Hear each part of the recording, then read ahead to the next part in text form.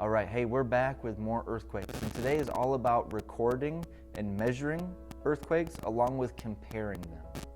And when we talk about measuring earthquakes, what we're measuring is actually seismic waves.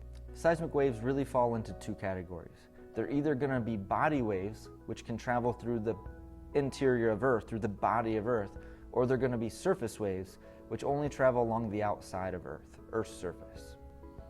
And there are two different types of body waves. The first one is a P wave. A P wave stands for primary wave. But the P in P wave can also remind you of several other important characteristics of P waves.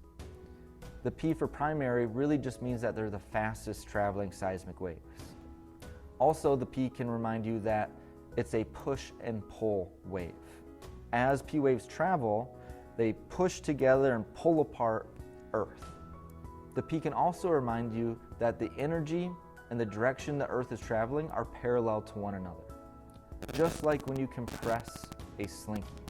If you push a slinky together, the coils become closer in one area, but as that energy travels through the slinky, there's compression, but then also there has to be expansion to make up for the rings that are being compressed.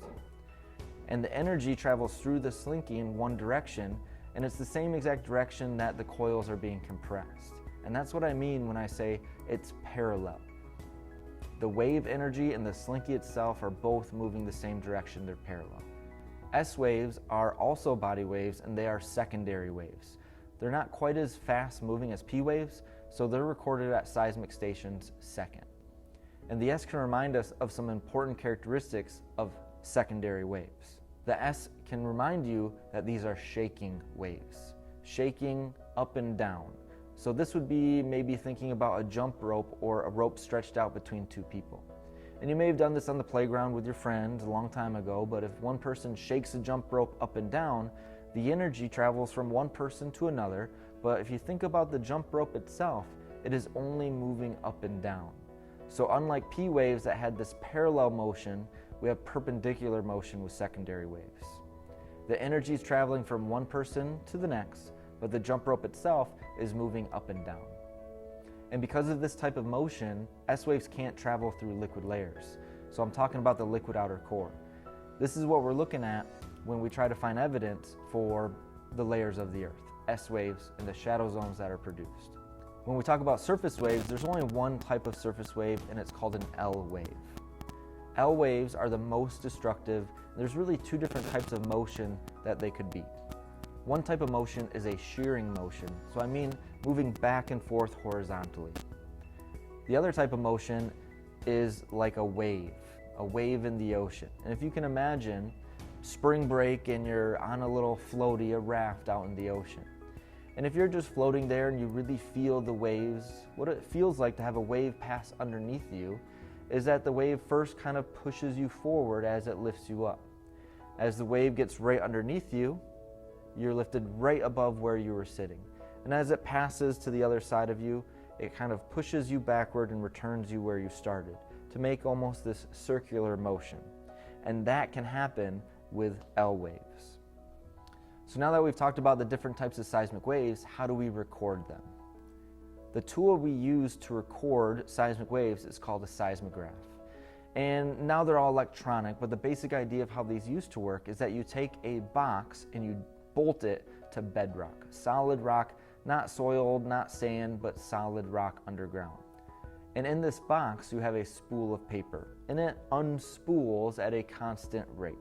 Above that paper, you have a pen connected to a weight, and it's connected to the top of the box with a rope of string and a hinge. So the idea is that when the earth shakes during an earthquake, the bedrock shakes and the box shakes, the paper shakes, but what's not moving and it's held stationary is the pen.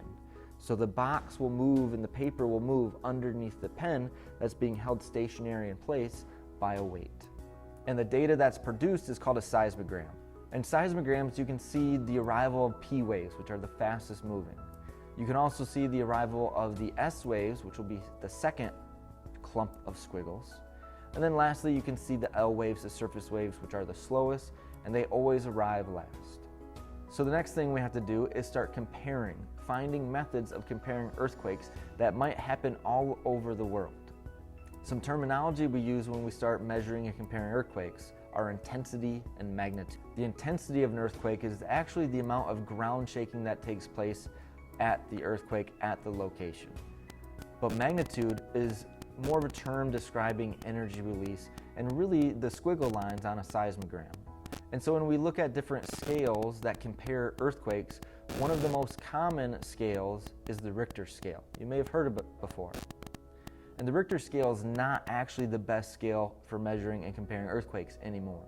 The Richter scale only takes into account magnitude. So we're talking about the squiggle lines on a seismogram. There's this 10 scale increase between numbers in the Richter scale. So a magnitude 4 on the Richter scale and a magnitude 5 on the Richter scale. A number 5 has 10 times as tall of squiggle lines as a magnitude 4. But in terms of actual energy release between a 4 and a 5 actually has 30 times more energy than a magnitude 4. And since the Richter scale only takes into account one variable, the magnitude, it's not the best scale that scientists use. A better scale is the moment magnitude scale. And this is just because it takes into account way more data than just the Richter scale. The moment magnitude takes into account the same exact information the Richter scale does, which is magnitude. But adding to it, there's a lot of other information about the fault line that gives us a better idea of how much energy was really released. So things like the amount of movement that takes place at a fault, the type of rock that's broken, the surface area of rock broken. A lot of other variables are included to give us a number of value. And so when we compare these moment magnitude values, it gives us a much more accurate and a lot more easier way of comparing earthquakes. One scale that proved to be not very useful was the modified Mercalli scale. And it was just based on damage, the damage created by an earthquake. And if you think about this a little bit, it really doesn't make any sense. Because if you had two identical, the exact same type of earthquake, but one happened in the middle of a major city and one happened in the middle of a major cornfield, the damage would be very drastically different. So the modified Mercalli is the worst scale that we could use to compare earthquakes. That's going to wrap up measuring and comparing earthquakes. If you have any questions, please make sure to ask. Thanks.